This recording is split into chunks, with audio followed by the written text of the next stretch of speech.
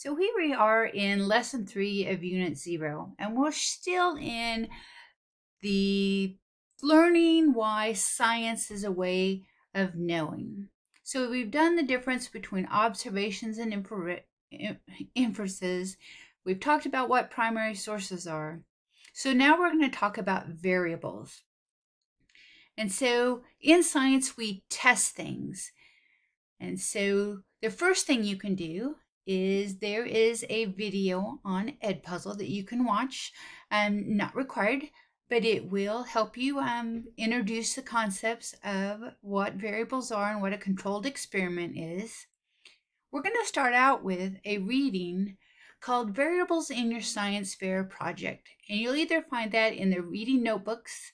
Remember to get your Alfie number reading notebook, or there'll be one available for you in class. So, variables in your science fair project. This is if you're going to do a science fair, but it also applies to us in that it talks about what is the difference between an independent variable, a dependent variable, and a controlled variable. So as you're filling out your guided notes, make sure to use the definitions that are in the reading, because that's what I want you to put in your guided notes. So you'll have them to study for the quizzes and tests and mastery checks. So in an experiment, we have 3 types of variables. We have the independent variable, the dependent variable, and the control variable. The independent variable is the variable that we change. The dependent variable is the one that we're going to measure.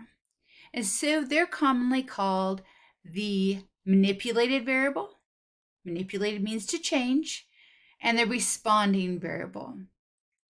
Control variables are the things that we want to keep constant within our experiment. If we have too many variables in an experiment and things that can change, we may not know that the change we saw or recorded or reported is actually because of the variable we wanted to test. So for example, if I was going to test whether Dr. Pepper would cause my African violets to grow better, in setting up my experiment, the only thing that I would want to change between my plants would be the amount of Dr. Pepper that they receive. I would want the pot size to be the same. I wouldn't want it to have a little pot and a huge pot, and then I couldn't at the end tell that it was because of the Dr. Pepper or the size of the pot. The amount of soil that's in the pot, the amount of water the plants get, the amount of sunlight the plants get. If I put one of my African violets in a closet and one of them outside, added the Dr. Pepper, when I look at my results, I don't know if it was because of the amount of sunlight that caused a change or the Dr. Pepper. Amount of fertilizer, the plant type. I don't want to use, a violet and then a Johnny Jump Up, which is a wild violet, or a woody violet, which is another wild violet. If I did that, added the Dr. Pepper, tested it at the end of the game, I wouldn't know whether it was the type of violet that caused the change or the amount of Dr. Pepper. And so in this example, what I would be changing would be the amount of Dr. Pepper that I would be feeding my violets. One of the pots would not get any Dr. Pepper. It just get the normal stuff that all the other plants got. The next pots would get increasing increments of Dr. Pepper. So the first pot might get a teaspoonful and 10 milliliters. The next pot, 20 milliliters. Next pot, 50 milliliters.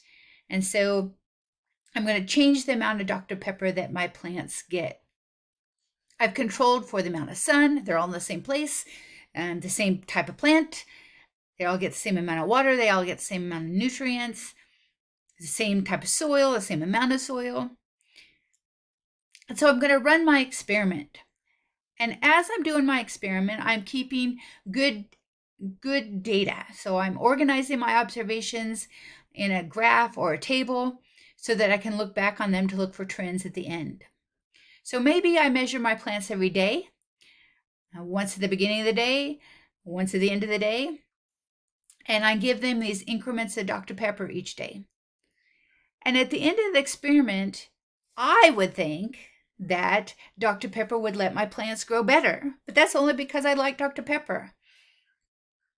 I bet that at the end of the experiment, it would show that the more Dr. Pepper that a plant received, the less plant growth there was.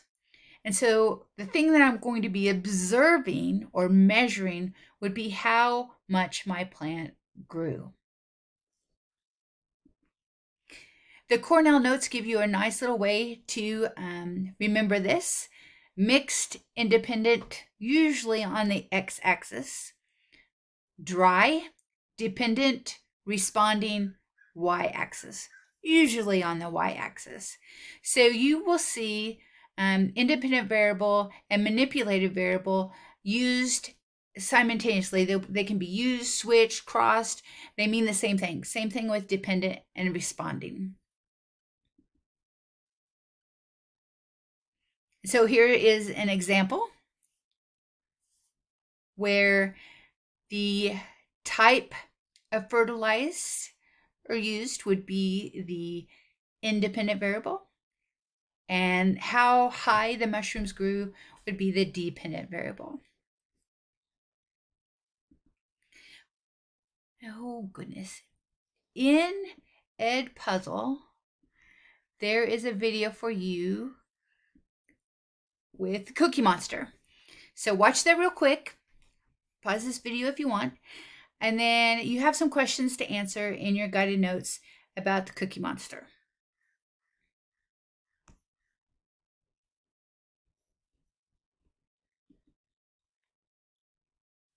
So remember that in an experiment, we only want to test one variable at a time. So we want to keep things as orderly, the same, consistent as we can.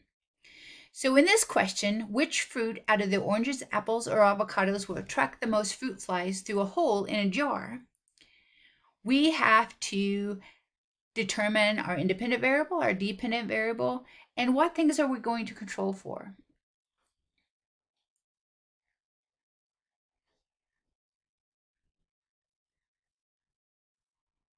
So this gives you an example.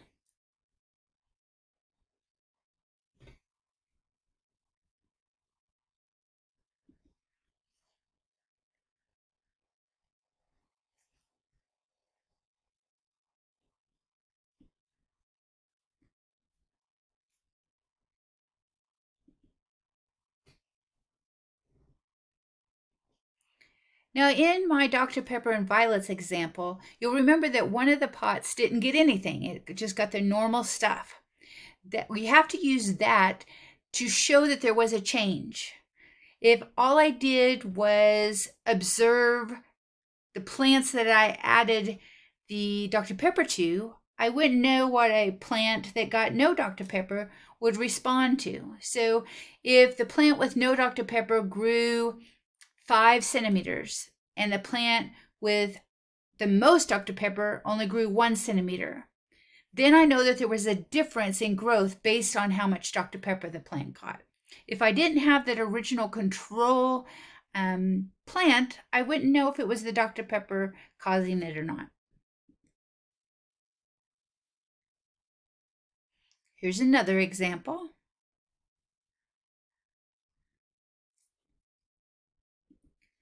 And now I want you to put this idea of independent and dependent variables to practice.